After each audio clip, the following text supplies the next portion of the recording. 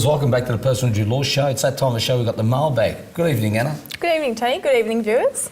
What did you think of the show? It's fantastic. I learned a lot because I really didn't know much Very about knowledgeable, super. isn't she? Amazing. I have a question, though, for my benefit and also the viewers.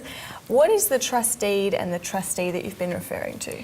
The trustee is basically the administrator of the whole superannuation fund. So they have the final say. They make the decisions. They make the decisions, right? So when you put in a claim, it goes generally to the insurer first, and then ultimately the trustee is the one that has the final say. So if they don't agree with the insurer, it goes back to the insurer. And the trust deed. The trust deed is the document that gives the trustee their powers and sets out the benefits that a member has, both in terms of the superannuation and in terms of any policy if they don't have an insurance policy separate to the trust deed. So It's the rules and regulations that the trustees have to implement. That's right, Tony. is that the document that you sign when you sign up for super? No. Oh, no. This is just this is a document that just gives power to the trustee. Okay. It's a separate application when you sign up for super. Oh, interesting. All right, shall we hit up some... Oh, and just one other thing, Anna. Sure. The viewers should be careful when they get these letters in the mail because a lot of them just put them aside. Just make sure that you're covered because a lot of people don't have coverage. That's right, Tony.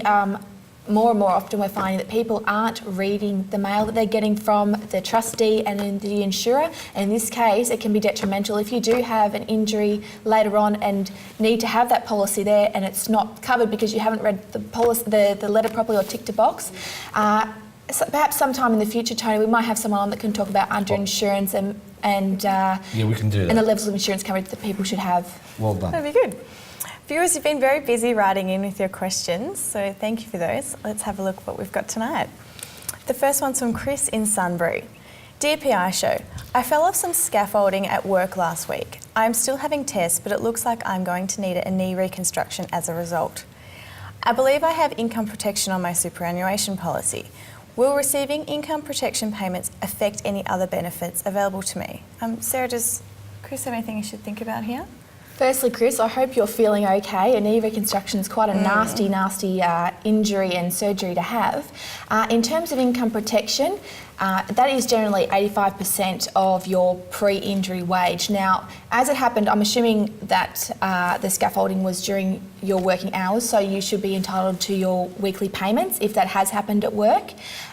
They will impact on any income protection benefits you have because whatever you receive from work cover is offset against whatever you're entitled to through income protection. So let's just say you're entitled to $1,000 a week in income protection, you're getting $900 a week from your work cover and you're only entitled to 85% of that previous average wage, then unfortunately it's completely offset. Well, Sarah, the rules behind it generally are you can't double dip. You're not going to make a windfall out of it. That's right, Tony. Ultimately, you're already being covered for the loss of income from work cover, so the income protection doesn't come into play.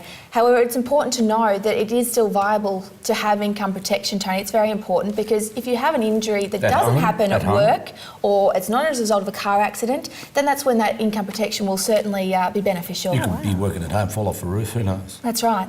Oh, it's good to know. Chris, so hopefully we've given you some good information there for you to think about. The next one's from Kevin in Altona. DPI Show, I'm a 55-year-old factory worker. I have injured my back from overlifting. I submitted a work cover claim and this has been accepted.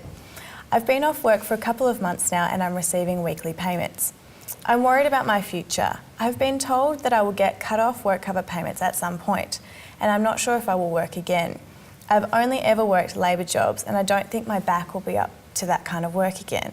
Kevin, this sounds like a difficult situation here. Tony, what information can you offer? Kevin's worried about his payments. Under the law, for the first 2.5 years, you're pretty much well protected because even if you're fit for only light duties, you're entitled to get your payments if there are no light duties. Now, after 2.5 years, you've got to have no capacity for work whatsoever. I guess at 55 years of age, with the physical injury and probably psychological injuries kicking in, you might be able to get your benefits beyond the 130 weeks, 2.5 years. But in any event, you should be looking at also your rights at common law, and that is where you can claim pain and suffering, general damages, and also loss of income. So I wouldn't be overly concerned at this stage. What you should do is get some advice and get some proper scanning done on your back, because an MRI will probably pick up the significance of your back injury.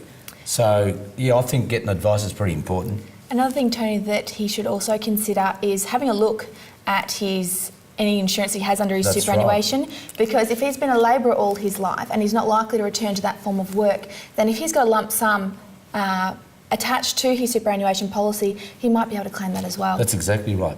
And also, if he's in the building industry, he would also have IncoLink, wouldn't he? Most likely, yes. I think he's a factory worker, so maybe not But, available you know. in this situation, but for others. But IncoLink, might what's be that, Sarah?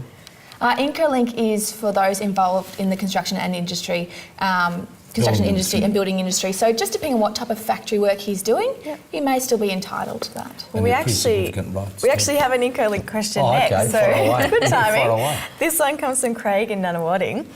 Dear PI Show, I work in construction.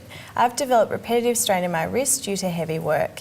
My GP has recommended that I take some time off work to rest my arms, but I am keen to get back to work as soon as I can. I have both IncoLink and CBUS. What rights do I have under these policies? Okay. I'd like to take this one. Yeah, I'll take this one. With regards to CBUS, again, CBUS is an insurance policy that people have that work in the building or construction industry.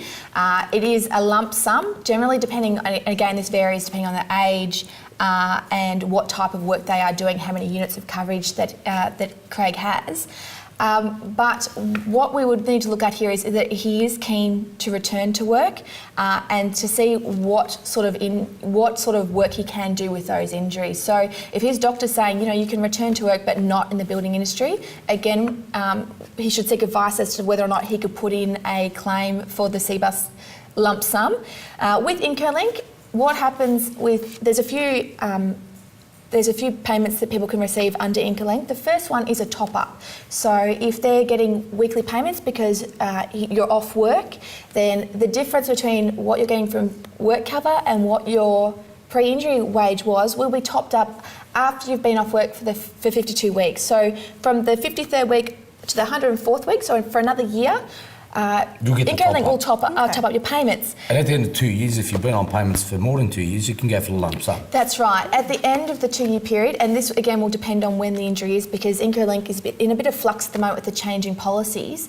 But the previous policy did advise that if you're off work for 2 years, you've received your 2 years worth of weekly payments through work cover, and you have a 30% whole person impairment, which it's very hard to get. But depending on injuries, they can, you Lump have your them wrist together. injuries. You might have, he might as a need result of them surgery, have, shoulder injuries. He's going to have some psychological. But it just shows you it's even more reason to get proper advice, isn't it? That's So- right. He really needs to go and seek some advice as to what his rights are under those. Okay. Well, Craig, hopefully we've given you some good information there. Viewers, please keep your questions coming in to us. You can contact us on Facebook or on Twitter or via our website, www.thepishow.com. And there you can also catch up on our previous episodes.